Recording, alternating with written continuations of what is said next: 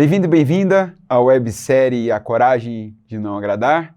Estamos na quinta e última parte dessa websérie, que é a quinta noite, corresponde à quinta noite de conversas entre o jovem e o sábio filósofo nesse livro.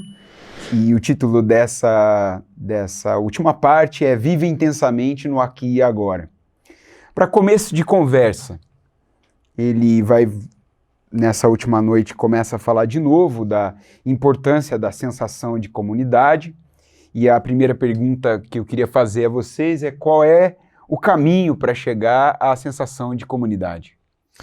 Então vamos lá, né? Nós vamos ter que discutir todos esses termos, né? Primeiro, chamar a atenção que ele está falando de sensação de comunidade, né? Quer dizer, ele está falando do sentimento subjetivo de pertença a uma comunidade, né? Então, a questão não é pertencer, é lógico que pertencer é importante, mas mais importante do que pertencer é sentir-se pertencendo, né? Isso é fundamental, essa convicção, esse sentimento, ele é fundamental, né? Porque é só isso que você tem controle sobre o que você sente. Se você é efetivamente acolhido ou não, é uma questão que está além da subjetividade, está além da tarefa que o sujeito pode ter só para si, né? Agora, ele fala de três aspectos que apontam para chegar à sensação de comunidade, e em seguida a gente vai precisar discutir cada um deles, porque cada termo, de fato, tem sua própria densidade, né? Que é autoaceitação, né? Quer dizer, aceitar a si, aceitar os próprios limites, aceitar como é, aceitar a própria singularidade, né? Isso é um ponto muito interessante, porque cada um de nós é completamente singular, não há ninguém igual a uma outra pessoa, todos são singulares, se distinguem completamente dos outros, embora, claro, existam similaridades entre as pessoas. Depois ele fala da confiança nos outros, né? Quer dizer, ao invés de competir, você confia no outro, e aí sim, a contribuição para os outros. Você dá contribuição também e você tem a convicção de que está fazendo aquilo que é possível, está fazendo aquilo que é melhor. Agora, como é que o outro capta essa contribuição, como é que ele interpreta, também a gente não tem controle, né? Então, para começar a conversa é isso. Acho que para continuar a conversa a gente vai ter que esmiuçar cada um desses três aspectos aí, que é o caminho para se chegar à sensação de comunidade. Eu acho que é isso que o Alfredo resumiu bem, e uma observação talvez assim de cunho teológico, bíblico, me parece ser um capítulo em que as ideias são encontradas facilmente no cristianismo. Eu tive essa impressão, Alfredo, quando eu estava lendo, ou relendo, né?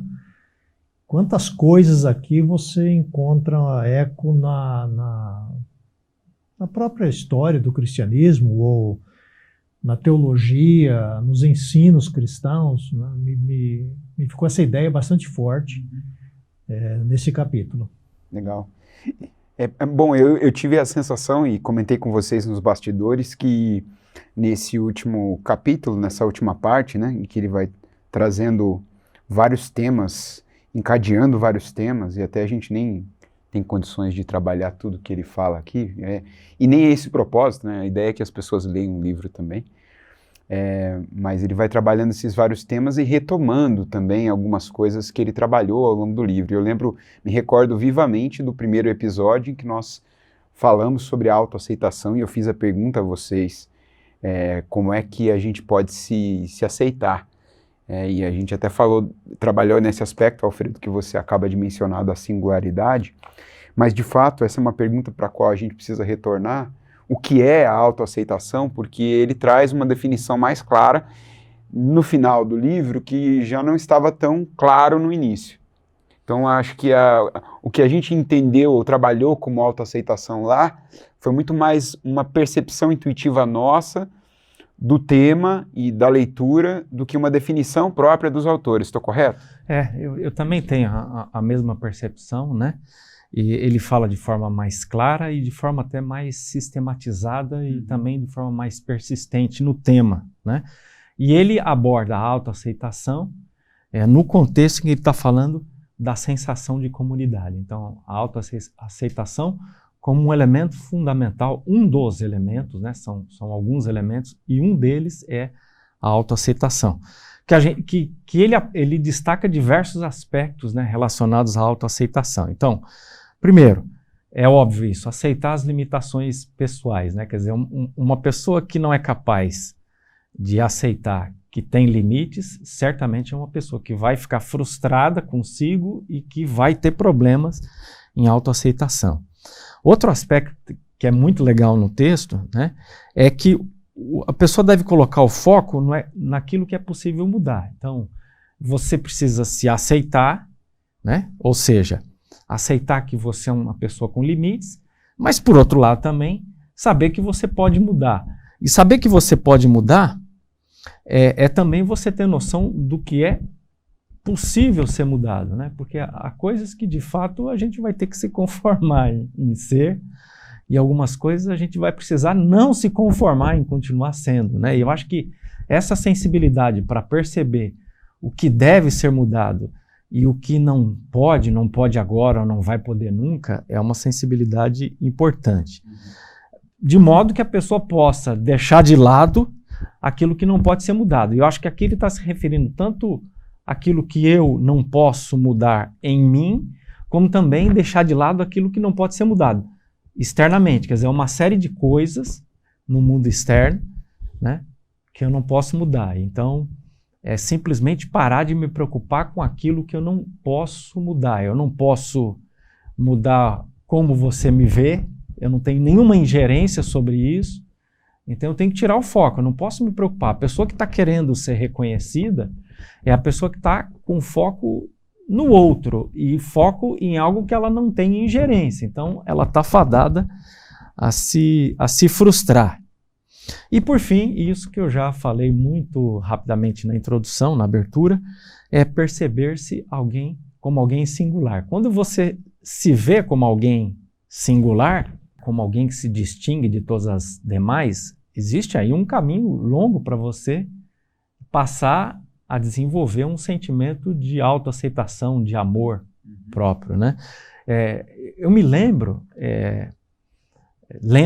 de eu estar lendo, não sei qual livro agora, do Augusto Cury, o psiquiatra, né, brasileiro, e ele conta uma história que me chama muita atenção. Ele diz que sempre que ele viaja, sempre que ele está em algum lugar, em contato com pessoas que ele não conhece, com pessoas desconhecidas, ele procura o tempo todo ouvir essas pessoas, conversar com as pessoas desconhecidas, exatamente inspirado por essa percepção que está sendo enfocada aqui no livro, de que cada ser humano é singular. Uhum. Se você imaginar que, por exemplo, o porteiro do seu prédio é alguém singular, se você não apenas se vir como alguém singular, mas se você vir as demais pessoas como seres singulares, isso vai fazer também você estar muito mais atento às pessoas, porque uma vez que cada um é singular, cada um pode ter uma percepção, cada um pode dizer algo, cada um pode passar uma impressão das coisas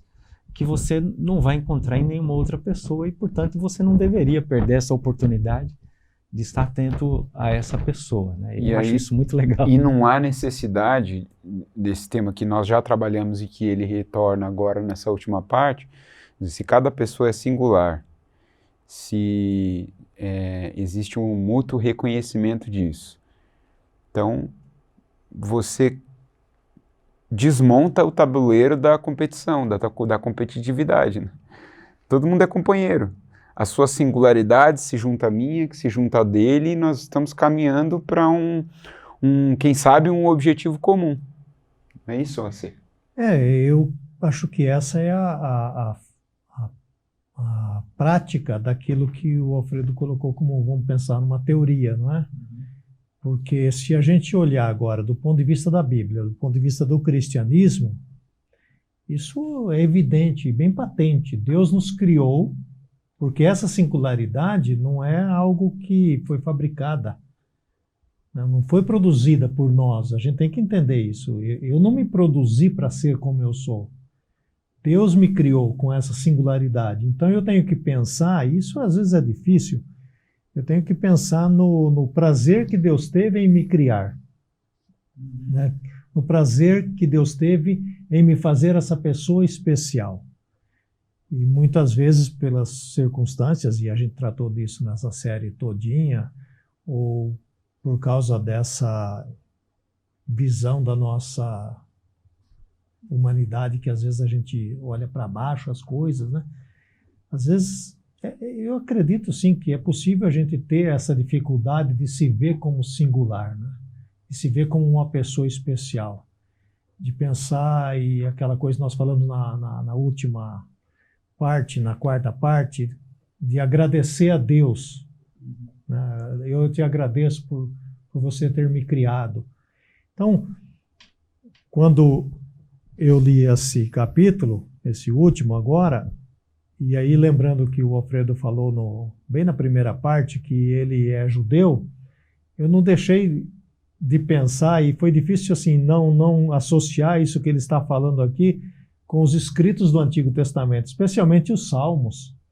A gente fala isso, né? Vê muito isso, né? Como no Antigo Testamento, alguns profetas, né? Deus me criou, Deus já me viu, né?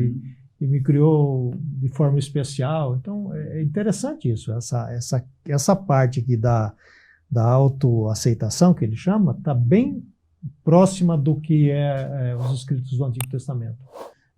No caso do Novo Testamento, me faz lembrar do debate de Paulo sobre a questão do corpo, né? Exatamente. Quando ele está dizendo, olha, por que vocês desprezam algumas funções? Por que vocês desprezam pessoas com determinadas habilidades, se cada um de vocês tem habilidades muito específicas e vocês, enquanto comunidade, vocês precisam de todas essas habilidades. E aí ele começa a entrar, então, na analogia do corpo, né? Ele vai dizer, olha, tudo bem, existem algumas partes do corpo que parecem que são menos nobres, né? Talvez no mundo, no contexto do Novo Testamento, onde se valorizava muito a retórica, né? Talvez a boca fosse o órgão mais considerado mais importante, talvez a cabeça, por causa do cérebro que pensa, que elabora o pensamento, e talvez os pés, né? Andando por aquelas terras com calçados extremamente limitados, os pés estavam sempre sujos, talvez secos, ressecados, né? E talvez o pé fosse visto com bastante desprezo, né? E aí ele começa então a mostrar a função de cada uma dessas partes do corpo que aparentemente, ou pelo menos na concepção humana, elas podem ser consideradas menos importantes, mas na verdade todas elas são importantes, né? Quer dizer, para que a boca possa falar, o corpo tem que se deslocar.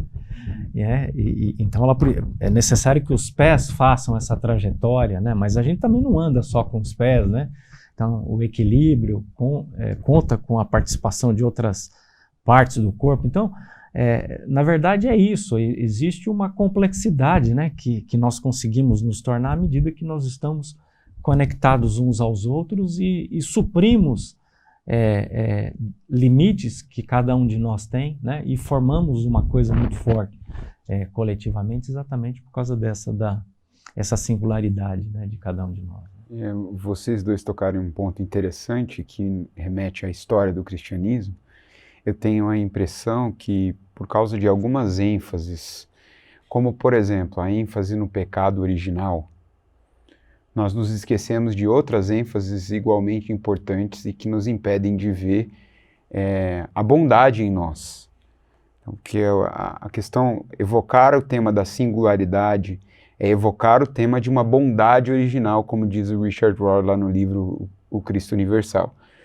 Nós focamos tanto no pecado original e nos esquecemos que a palavra inicial, uma palavra que antecede a queda, é a bênção. E Deus viu que era bom, e Deus viu que era bom, e Deus viu que era bom.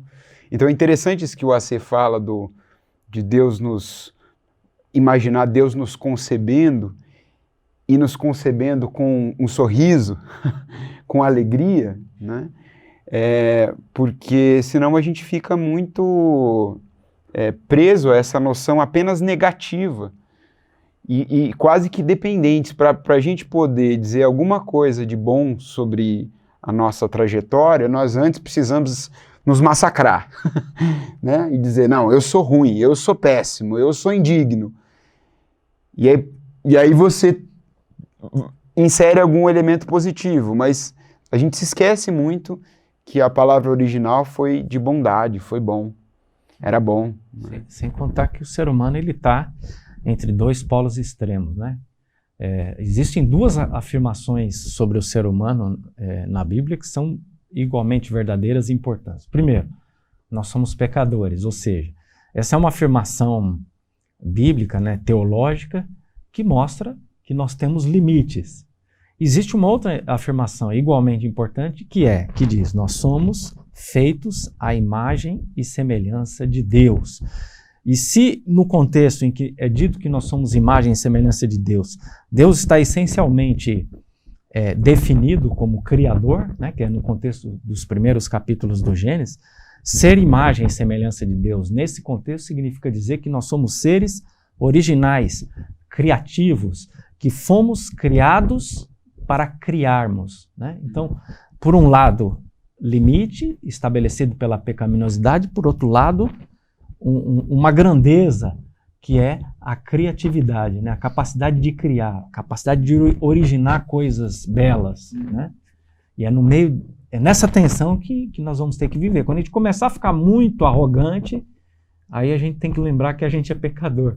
Quando a gente começar a ficar com a autoestima lá embaixo, a gente lembra que a gente é imagem e semelhança de Deus. E assim, acho que nessa tensão a gente vai se equilibrando, né? Uhum. A gente pulou eu queria só que vocês comentassem brevemente uma coisa que ele diz na página 212, porque o AC iniciou a fala dele nesse episódio dizendo que havia muitas conexões com o cristianismo, e aqui me parece ser uma conexão muito clara com o tema da autoaceitação sobre o qual a gente está falando, que ele fala aceitar o que é insubstituível, aceitar este eu do jeito que é, o filósofo dizendo, né, e ter a coragem de mudar o que for possível, isso é a autoaceitação. E aí o jovem cita a conhecida oração da serenidade, né? Deus conceda a minha serenidade para aceitar aquilo que não posso mudar, a coragem para mudar o que eu posso e a sabedoria para discernir entre ambos. Muito legal isso, né? É fantástico, né? Isso resume, né, praticamente como deveria ser a nossa trajetória, né, de vida, né? E o jovem menciona, né? Eu não tinha ainda prestado atenção na palavra coragem aí nessa oração, e ela é central na oração, né? Que é a palavra central no livro, né? Está no título, inclusive, né? É legal isso, né? Fala em aceitar coisas que você não pode mudar, certo? Isso é fundamental, né? Você ficar lutando contra coisas que não dá para mudar. Depois, coragem para mudar o que pode ser mudado, né? Que é fundamental. E o mais legal disso tudo é o discernimento, né? Quer dizer, é a capacidade de saber o que não dá para mudar e o que dá para mudar. Que se você não souber que uma coisa não dá para ser mudada, você fica lutando contra ela, tentando mudar. Se você não perceber que é algo que precisa ser mudado, você não vai mudar. Então o discernimento, que é o que fecha a frase, é fundamental, né? Saber a diferença entre uma coisa e outra é fundamental. Ele traz uma contribuição interessante sobre isso no livro, porque ele diz assim, você nasceu com um certo equipamento, na sua singularidade você tem um certo equipamento, você tem um arcabouço, um histórico aí, e grande parte dele sendo genético, de origem genética. Me parece que esse equipamento você não consegue negar e nem mudar. A coragem para mudar aí está no que ele chama de o que você vai fazer com esse equipamento. Então, às vezes, a gente fica muito preso dizendo, olha, aquela velha história que já discutimos anteriormente, né? Faz parte do meu equipamento a minha estatura. Eu sou muito alto, eu sou muito baixo. E você pode entrar numa via de ficar dizendo, mas é porque eu sou muito baixo, então eu não posso fazer isso. Ou porque eu sou muito alto, eu sou estigmatizado pela minha altura. Ele diz, de fato, você nasceu com esse equipamento. Isso é uma coisa que você tem que aceitar. A diferença está aí para os autores no que você vai fazer com isso, que é na oração da serenidade a coragem para mudar o que você pode. A sua atitude. É a sua atitude diante você pode mudar do a sua que você perspectiva tem. de Exatamente, como sua você vê, perspectiva. por exemplo, na sua ilustração. Eu tenho uma estatura tal, né? Então, que perspectiva eu sempre tive dela? Agora, isso eu posso mudar. Eu não posso mudar a minha estatura, mas eu posso mudar a minha visão da estatura, isso, né? Sim, como o exemplo que o Alfredo deu quando a gente discutiu a questão da estatura, Isso. que ele disse, bom, eu tinha esse fato sobre mim, o que eu fiz? Eu não fui competir com os rapazes na parte física, esportes, etc. Eu sabia que eu estava em desvantagem. Então eu fui estudar. E foi também a própria... Uma coisa muito legal. E foi a própria ilustração do filósofo, né, que ele falou para o jovem, né? É isso aí.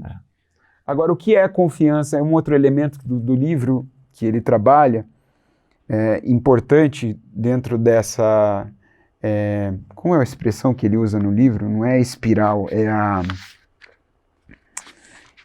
Eu anotei aqui a expressão que ele usa, é estrutura circular. A estrutura circular. É por se aceitar como você é que você tem confiança nos outros. Então ele vai mostrando essa estrutura circular ao longo desse capítulo, e aqui ele resume bem na página 224. Mas o que é confiança nos outros?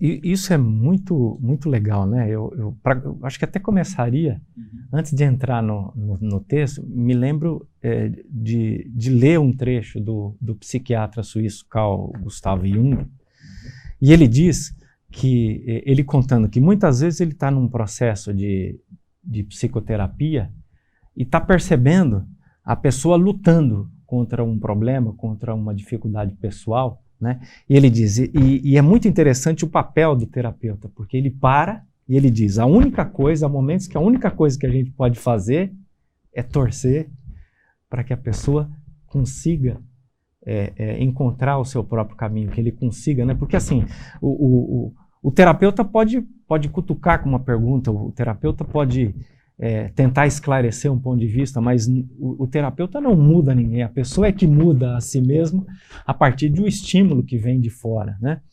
Então, esse trabalho do terapeuta que fica ali observando o que está acontecendo, que tem ciência do que está acontecendo, mais ou menos visualiza o caminho que essa pessoa precisa percorrer, mas ela não pode percorrer o caminho pelo outro, ela tem que aguardar até que o outro percorra o seu próprio caminho. É mais ou menos também como a nossa tarefa, né, na área de estudo. A gente, de alguma forma, aprendeu a estudar, de alguma forma trilhou a vida acadêmica. Agora, o nosso maior desafio é ajudar outras pessoas a trilharem pelo caminho que nós já seguimos, né? E é muito interessante, porque você pode jogar o estímulo na mão da pessoa, né? Dizer, olha, e é muito interessante isso como professor, né? Há pessoas que dizem, eu estou desesperado, eu não consigo entender isso. E você dá 1 milhão de referências e passa 6 meses sem encontrar a pessoa e ela está desesperada do mesmo jeito, não leu nada, não procurou nada.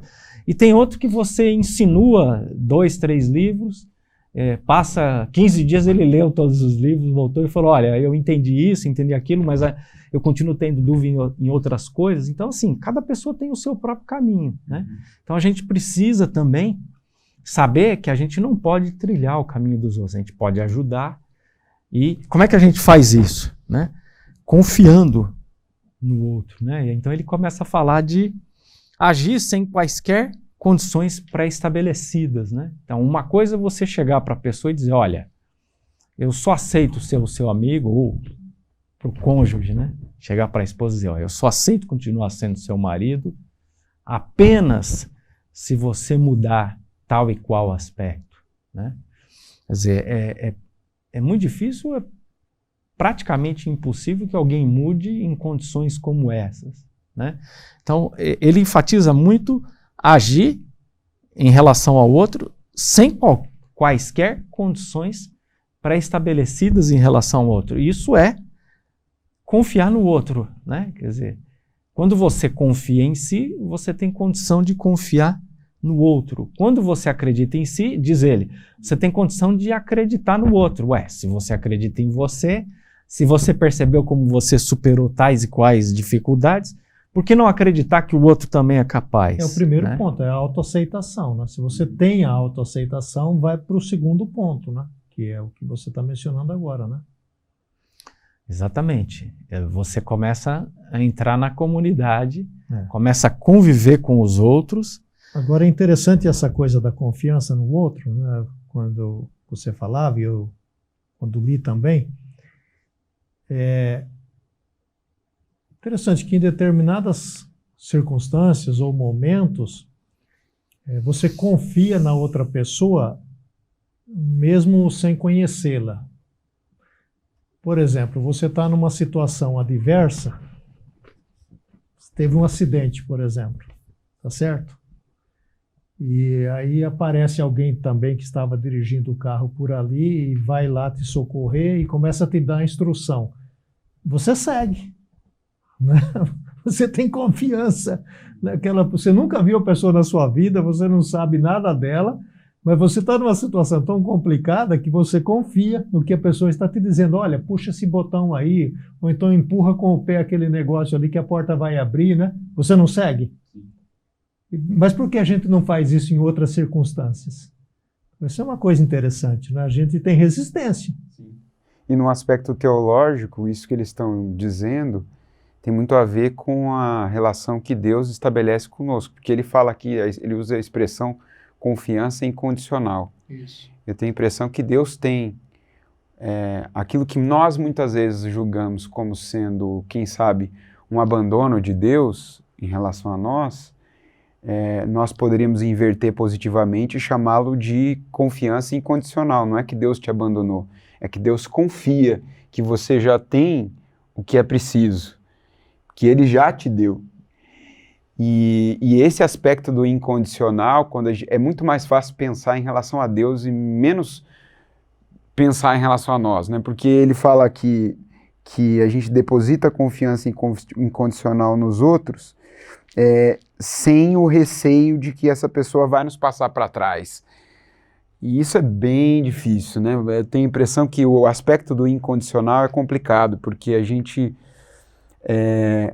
quer ter uma certa... Quando a gente confia, a gente quer ter uma certa garantia do resultado daquilo. E isso é impossível. Eu acho que uma forma boa de ilustrar esse debate, eu acho que é a criação de filhos, né?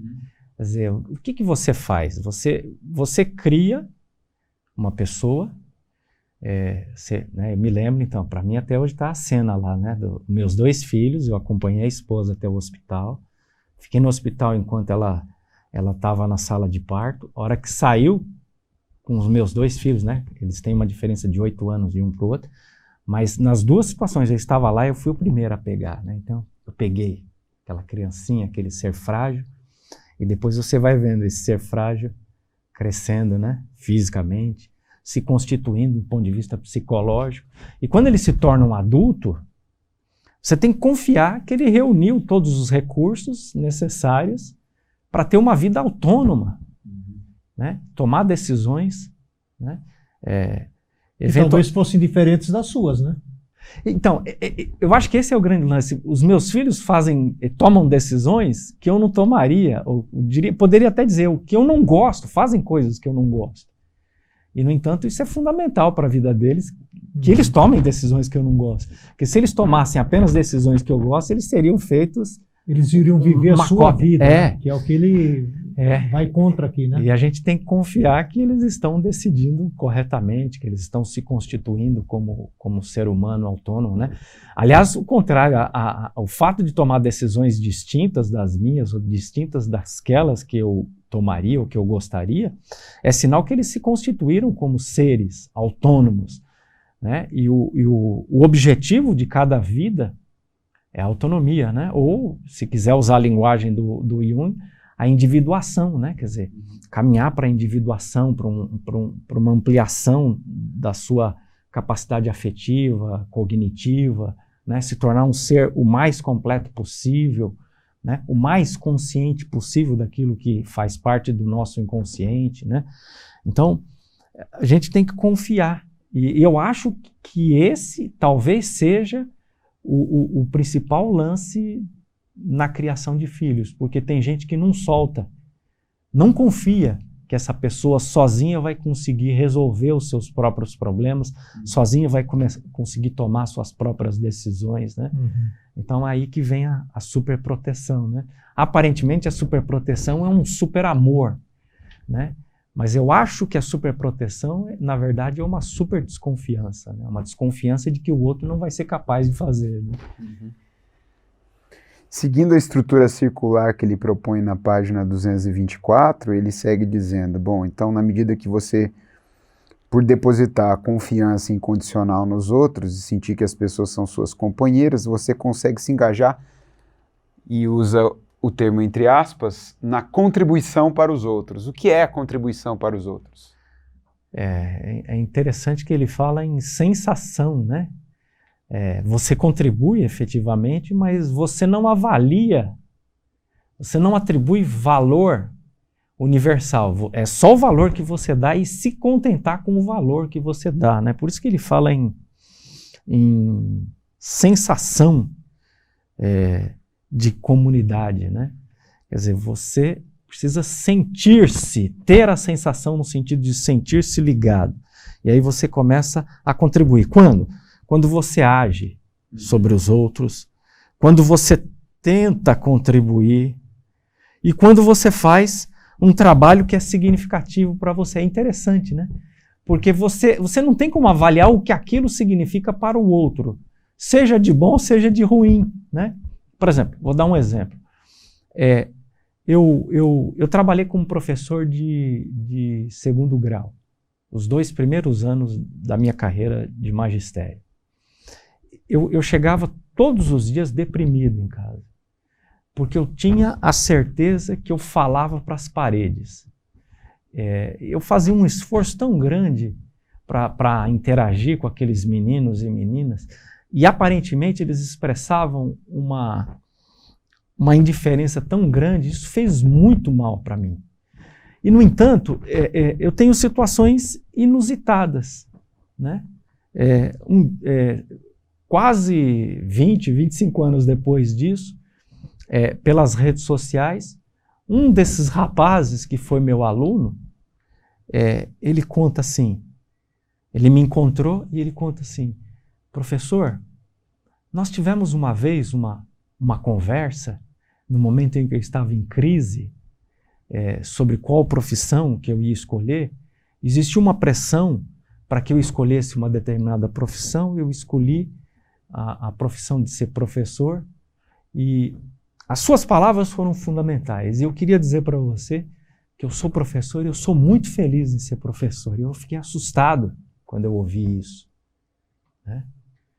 Lógico que isso também pode ser invertido, né? Você às vezes pode estar intencionando fazer algo extremamente bom para as pessoas e aquilo ser totalmente pejorativo, ser avaliado negativamente pelas pessoas, experienciado negativamente, né? Então, enfim, a gente não tem controle sobre como é que o outro recebe aquilo que a gente faz, né? Aparentemente, aquilo que é insignificante pode ser muito significativo, seja do ponto de vista positivo ou do ponto de vista negativo. O importante é agir sobre os outros, a tua parte é tentar contribuir, né?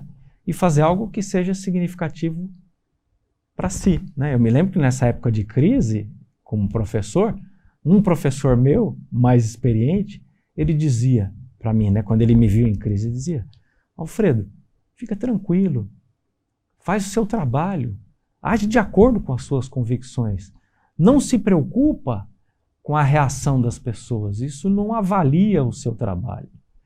E o cara devia ter lido esse livro. Exatamente o que esses autores estão dizendo isso, né? Um professor que você conhece, né? Que foi meu orientador no doutorado. Né? Tem uma passagem no livro em que ele usa uma situação que me parece um padrão de pensamento mais do que uma ideia hipotética.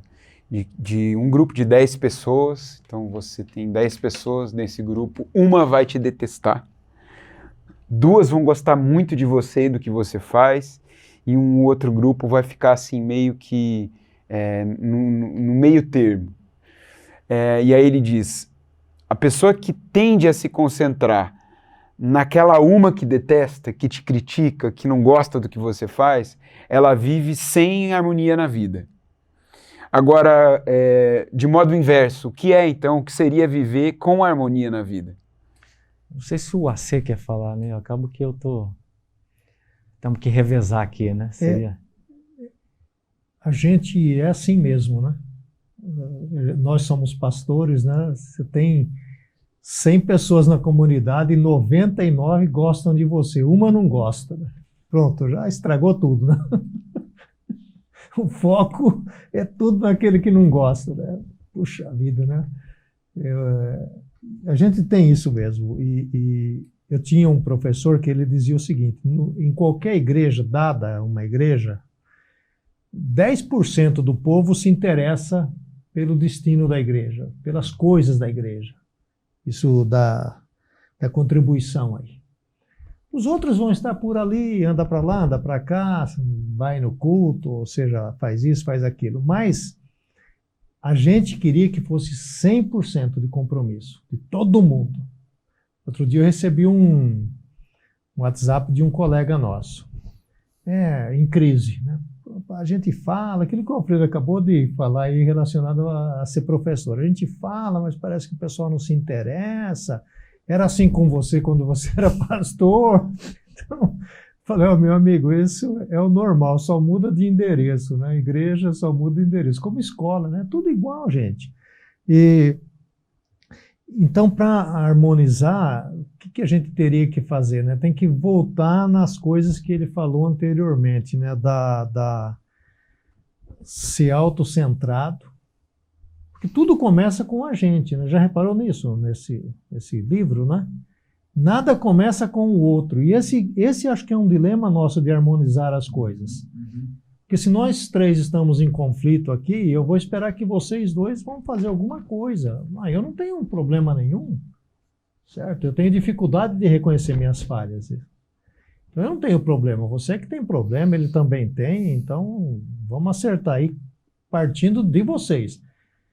E a outra coisa é aquilo que ele fala do interesse social.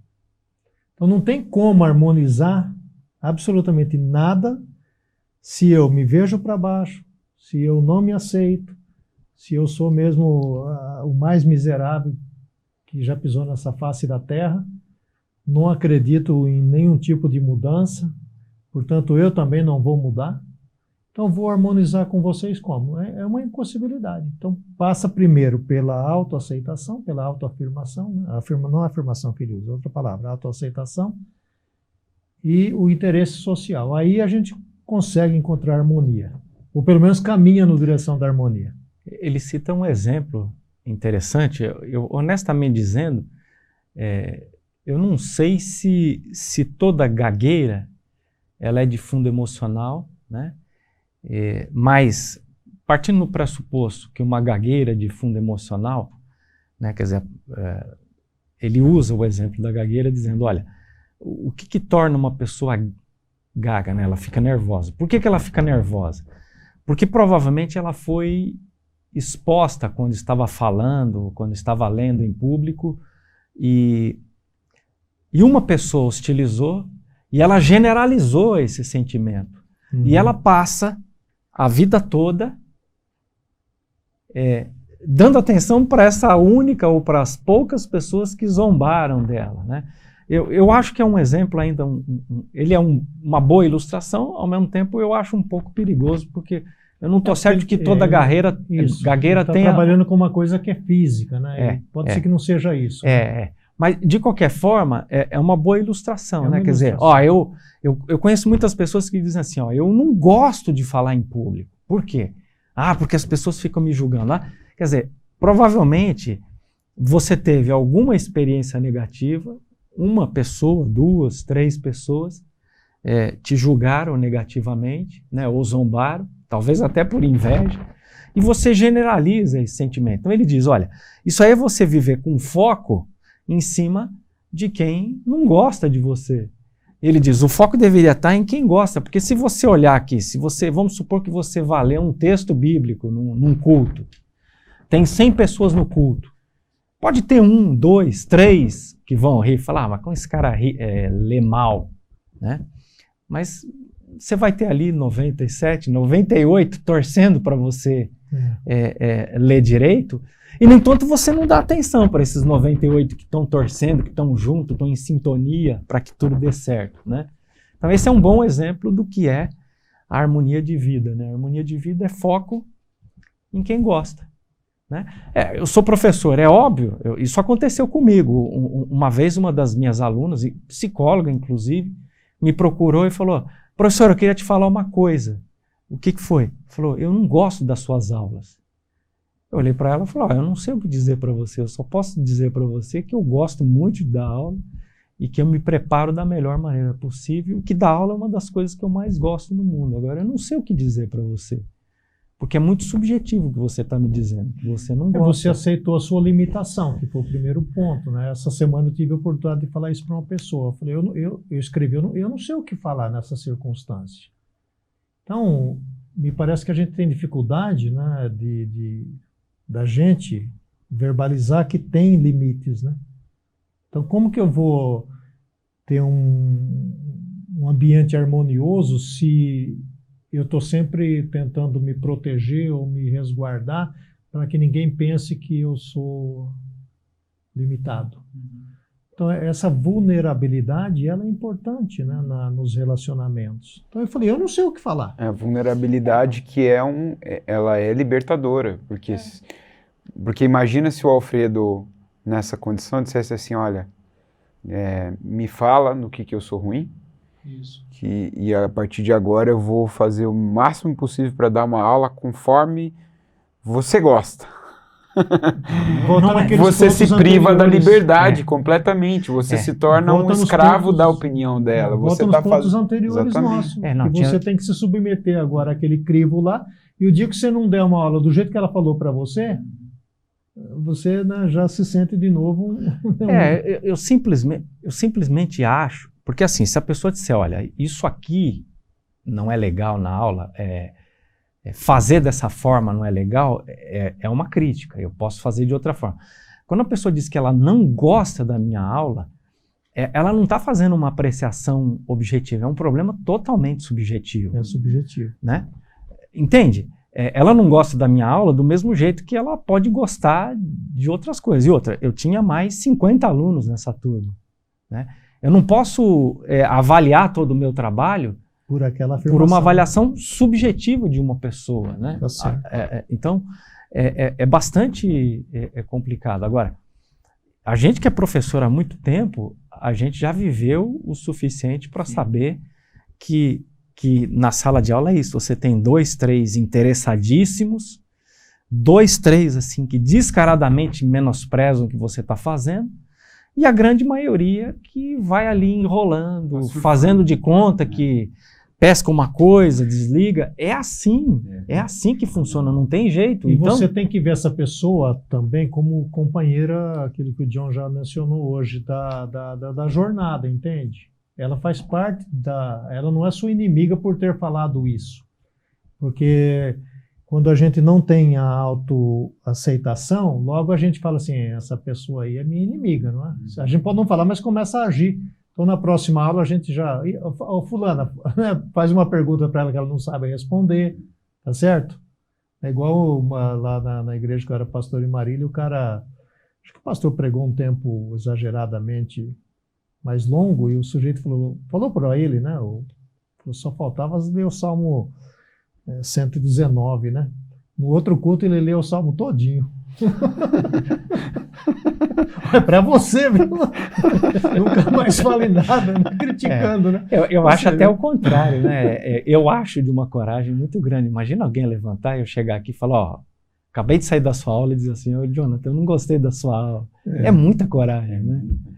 Mas você também tem que, né? E é uma coragem sua grande também de não retrucar, não se vingar, não é isso? Não, e continuar sendo quem você é, né? Exatamente. Que é uma coragem que ele chama aqui, que eu achei genial. Eu não me lembrava que ele usava essa expressão, a coragem da normalidade, a coragem de ser normal. Porque o jovem, ele tem muito essa coisa do mito da genialidade, que a gente vê muito na academia, excepcionalidade. né? Não, você está negando que existem os gênios, você está negando que as pessoas são fora da curva. Não, ele não está negando isso, mas para a grande maioria é necessário você desconstruir um mito, né? Então o que ela está fazendo, num certo sentido, ainda que seja incômodo para você, ela está desconstruindo um mito, que é o mito da genialidade, é o mito da perfeição, perfeito, do né? professor perfeito. É ótimo que isso caia. E esse mito é um ídolo também, né? Que você não pode permitir, nem se permitir adorar e nem as outras pessoas. E também saber, né, gente? Se você pega uma sala de 50 pessoas, são diversos estilos de aprendizagem, né? Então, o que um gosta, o outro não gosta. É óbvio que não é possível você entrar e sair de uma sala de 50 pessoas e todo mundo gostando do que você fez. E hoje está mais difícil, né? Com o acesso real, instantâneo à informação, o aluno, você está dando aula, ele já está vendo no celular o que você está falando, né? Então, complicou um pouco mais, mas vamos tocando, né?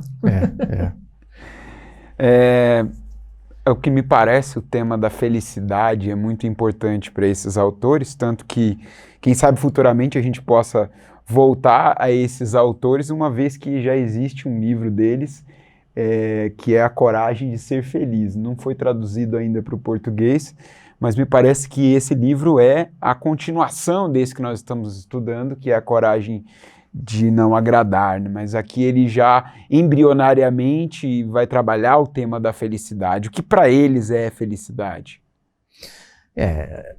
Isso é muito legal, né? Primeiro, gostar de si.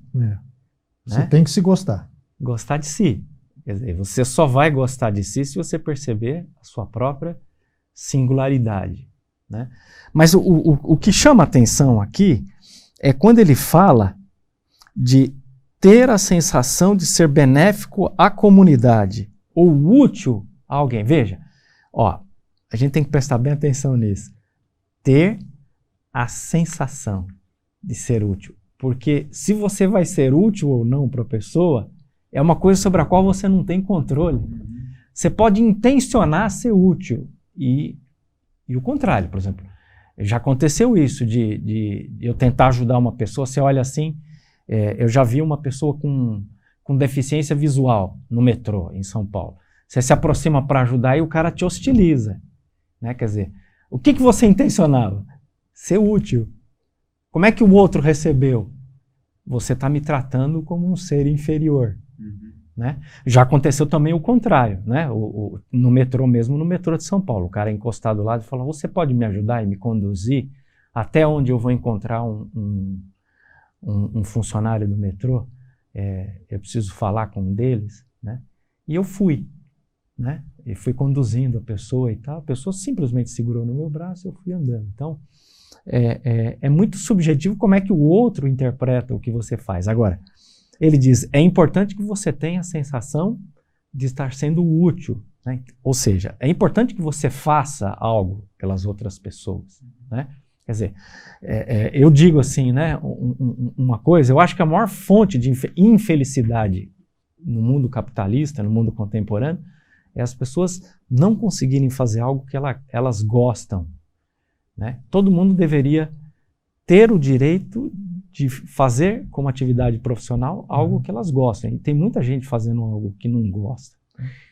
Mas se tem algo que eu gosto muito na minha profissão, como professor, é exatamente porque ele nutre a sensação de estar sendo útil.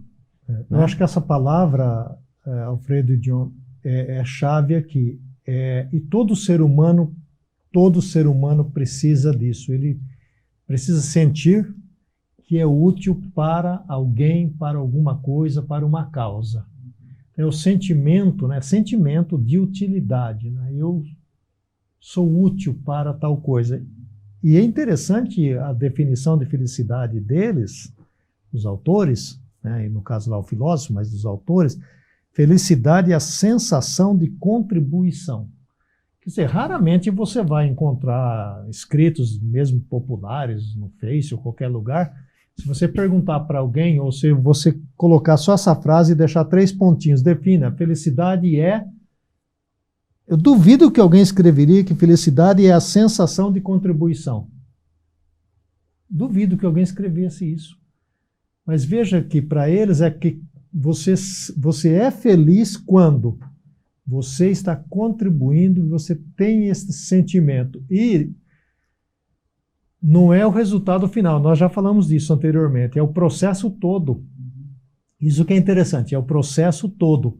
E eu não pude deixar de lembrar do dizer de Jesus, né, que Paulo disse que Jesus disse, então ele deve ter dito mesmo, que mais bem-aventurado é dar do que receber. Né? Quer dizer, é mais feliz você contribuir do que receber. Porque você pode não receber de volta, né?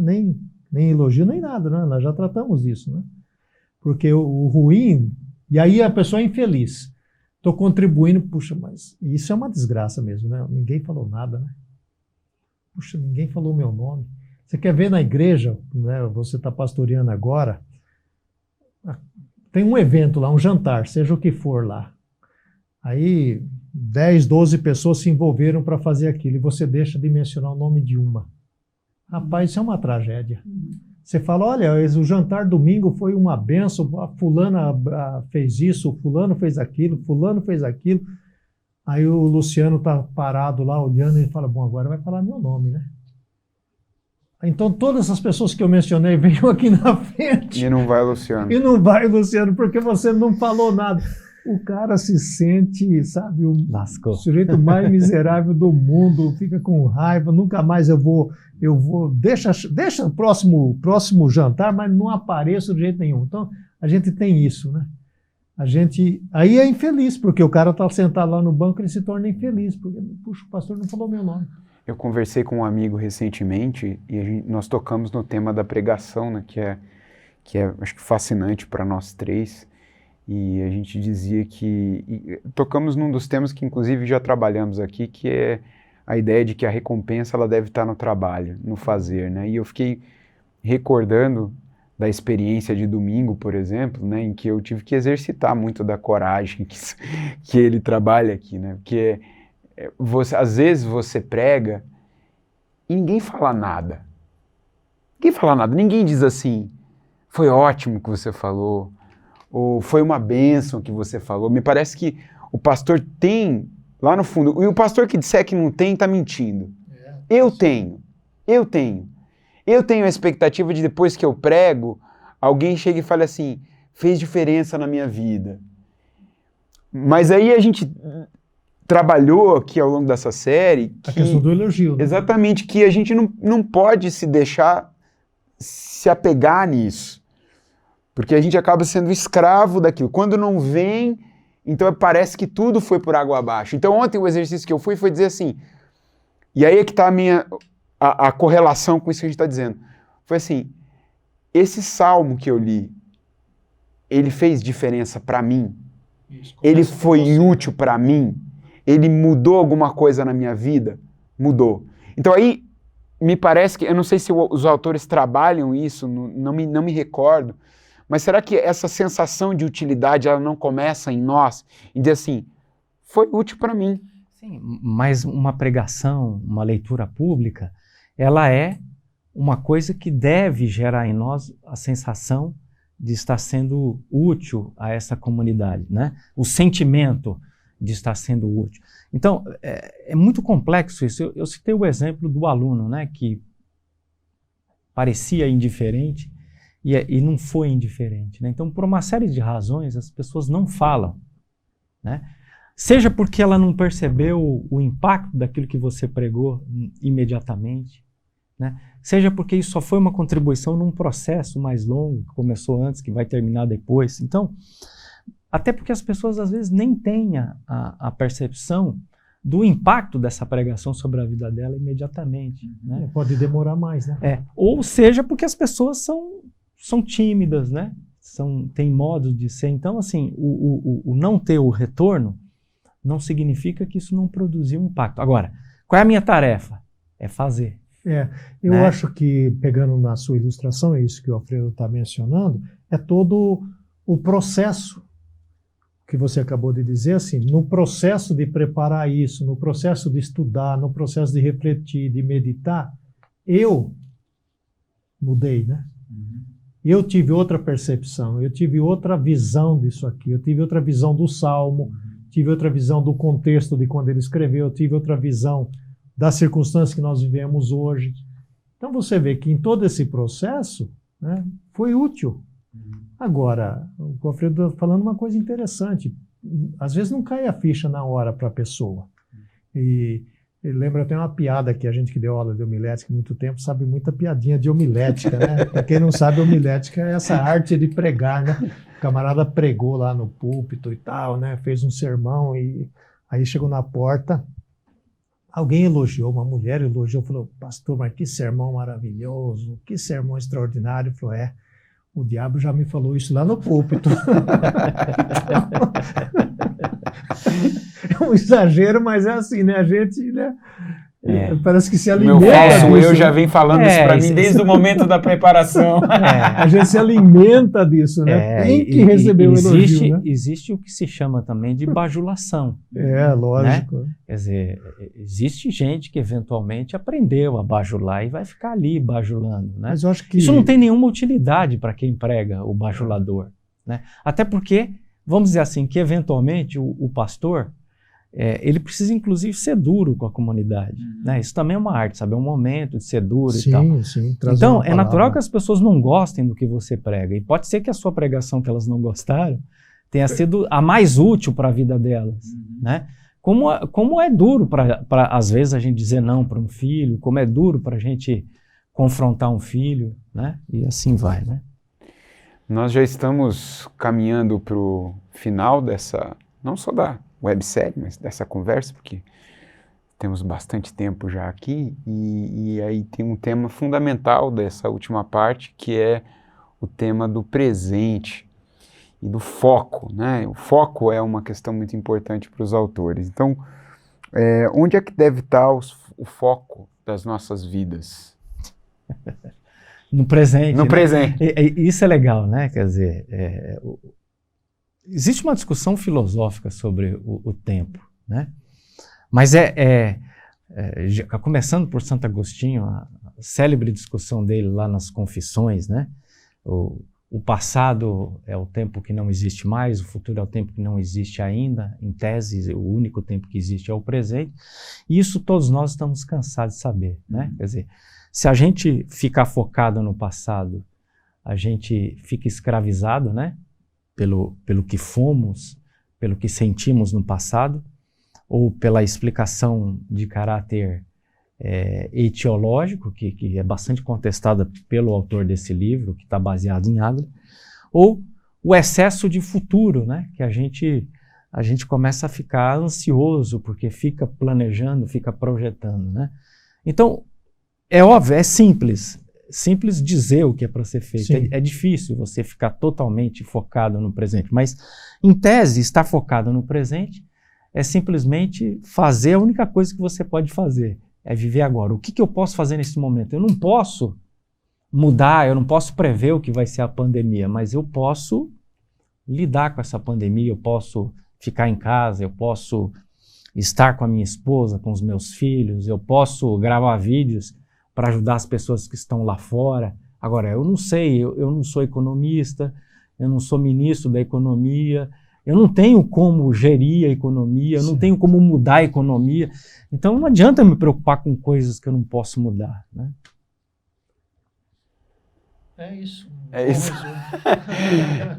Não, esse último capítulo eu acho que tem que ser relido várias vezes, porque ele traz inúmeros insights, mas assim, eu queria terminar com uma ideia com a qual ele termina.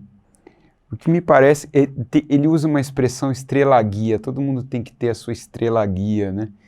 E é belo o modo como, lá na página 264, ele narra, né, esse final do jovem, né? Que não é bem o final, o jovem vai ter uma continuidade no outro livro, sem que dar spoiler, e eles vão voltar a conversar. Mas o modo como ele encerra essa conversa, ele diz assim: lentamente o jovem amarrou os cadarços dos sapatos e saiu da casa do filósofo. Ao abrir a porta, um cenário de neve se abriu à sua frente. A lua cheia estava encoberta, mas iluminava a brancura cintilante aos seus pés. Que ar limpo, que luz ofuscante. Vou pisar esta neve fresca e dar meu primeiro passo. O jovem respirou fundo, coçou a barba rala e, em tom decidido, murmurou: o mundo é simples, e a vida também. Me parece que quando ele diz isso para si, ele está definindo o seu lema de vida, a sua estrela guia, né? Então, cada pessoa, cada uma precisa, segundo a sabedoria desse livro, usufruir da liberdade de decidir sobre a sua própria vida, uma vez que ela começa em você. Que caminho eu devo trilhar? Que sentido eu pretendo dar à minha vida? Porque o filósofo vai dizer, muito para o escândalo do jovem, que não há um sentido intrínseco na vida. O sentido da vida está em você decidir o que fazer com ela, o que você vai fazer com a sua própria vida, que sentido você vai dar para a sua própria vida. E assim, de, quem sabe, inventar o seu próprio lema, inventar a sua própria estrela guia. E eu queria, para a gente finalizar, eu queria que você já pensasse, enquanto eu falo, no que seria para vocês o seu lema. O que é o seu lema? Em uma frase. À luz desse livro, eu pensei no seguinte: a minha estrela guia,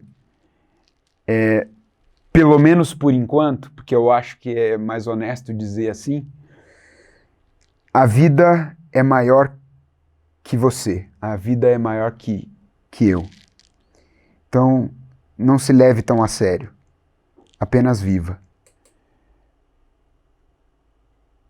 Essa eu acho que vai ser a minha estrela guia para as próximas semanas, porque eu sou uma pessoa que preciso internalizar bastante essa ideia de que eu não preciso me levar muito a sério.